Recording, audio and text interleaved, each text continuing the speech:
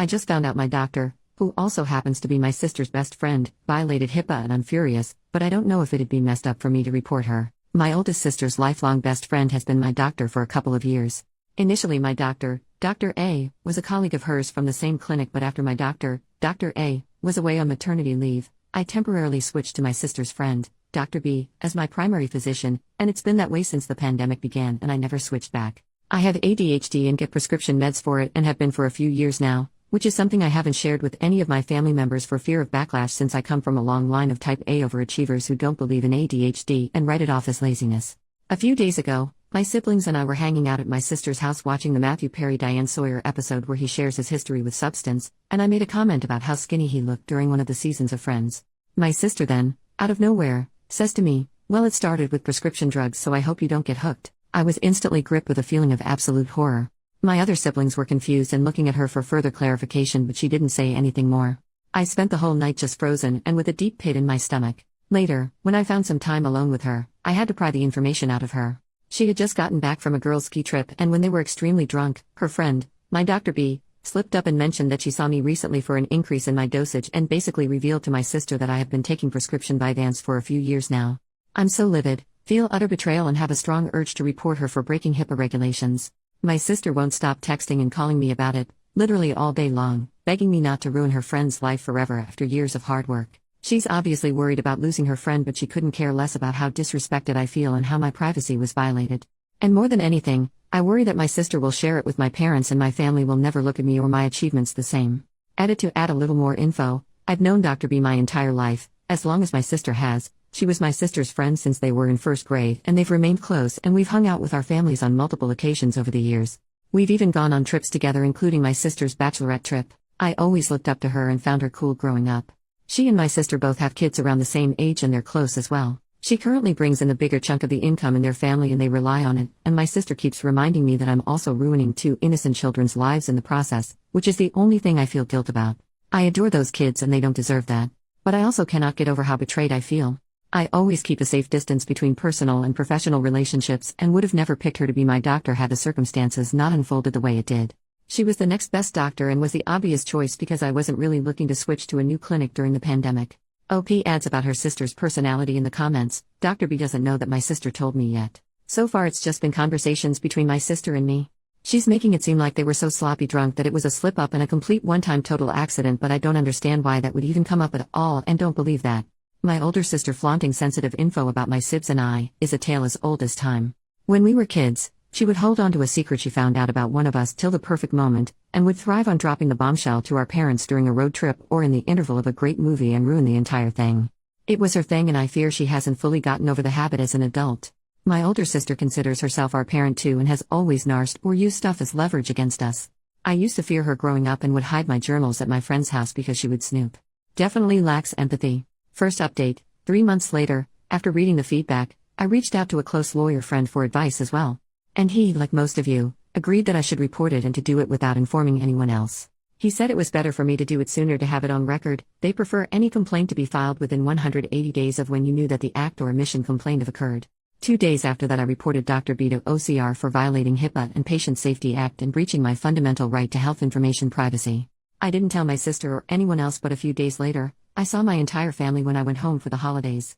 I hadn't heard anything back yet on my complaint, so I wasn't sure if Dr. B was aware yet, let alone tell my sister that I had reported her, so I didn't say a word. Turns out that wasn't my biggest issue at that moment though. My sister had already told my parents that I was on an extremely high dose of controlled substances.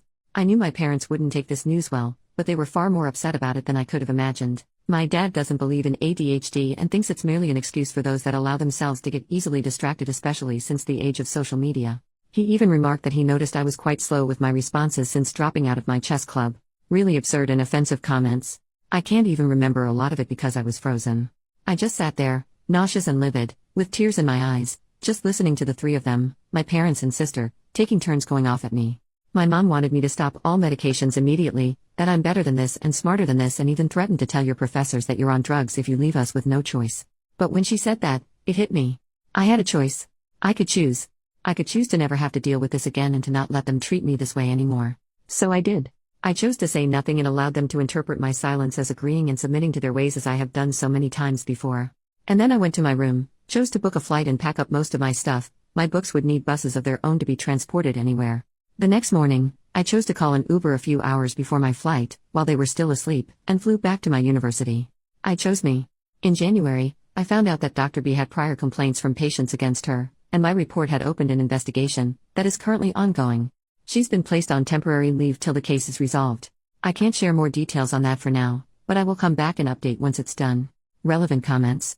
Commenter 1. I also have ADHD and I studied neuroscience, partly because I wanted to understand. I also come from a family that thinks like OPs and I got the same BS from them all my life. We now finally come to be able to make ADHD visible in MRI scans and predict the presence of symptoms with an accuracy of up to 80%. We can make visible the ways ADHD brains are different from normal brains, not in their structure but in the way they make use of it.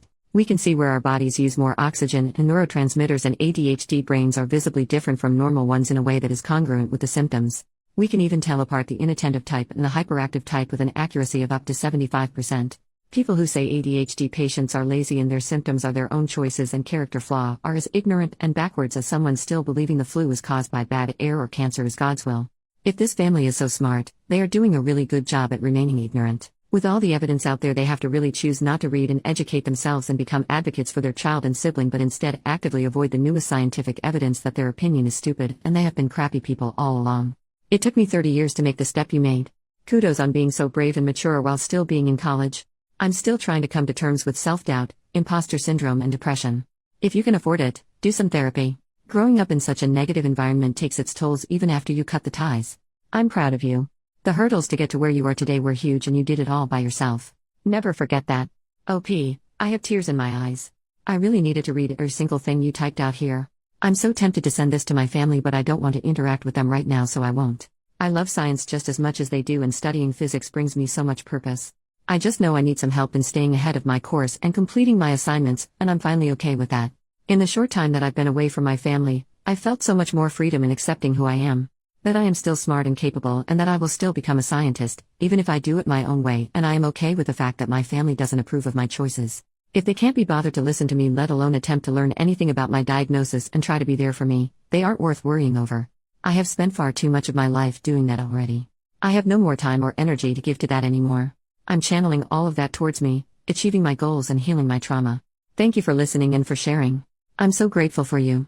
OP makes another post 3 weeks later. The worst part about going no contact with your sister, missing out on getting to hang out with your niece and nephew.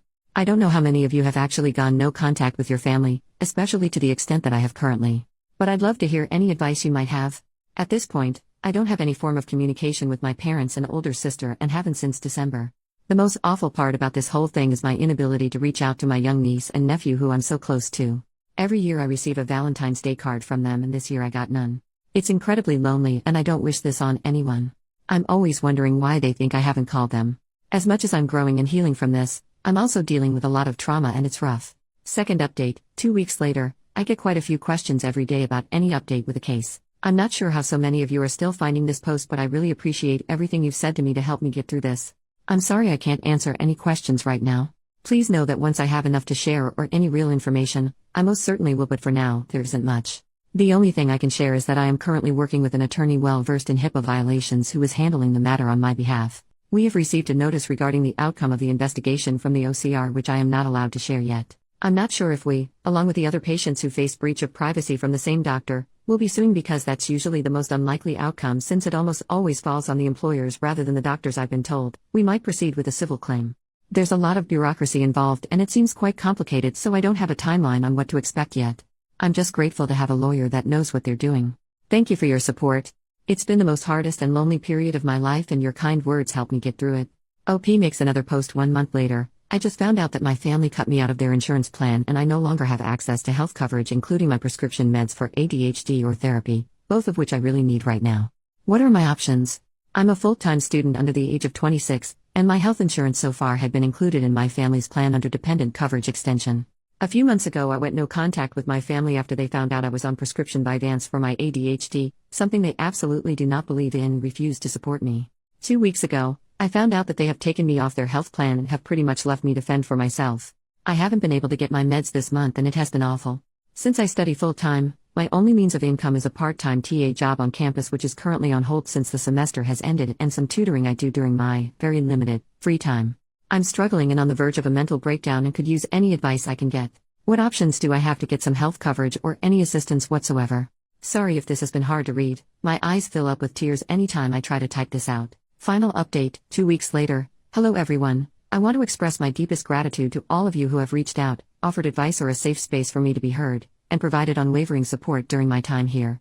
Your kindness has been a guiding light in what has been the absolute darkest time of my life. I was so incredibly lonely after making the difficult decision to go no contact with my family. However, amidst this awfully painful period that I wouldn't wish on anyone, I discovered a newfound sense of belonging provided by all of you compassionate strangers of Reddit.